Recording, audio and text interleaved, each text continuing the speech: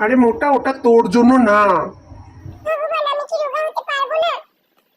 চিন্তা করো না সোনা, আমি আছি তো। আমি তোমাকে এমন তৈরি করে দেবো যে সবাই তোমার দিকে হা করে তাকিয়ে থাকবে। আগে প্রথমে একটা ড্রেস চুজ করে নিই। হ্যাঁ, এটা এটা আমার জিম ড্রেস।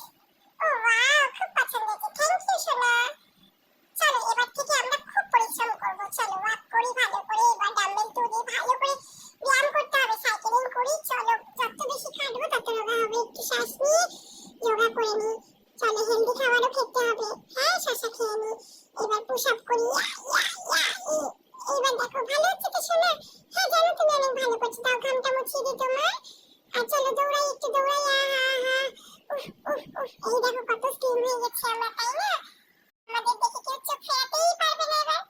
হাই লাভলি দিদি, চলো কিসি করি।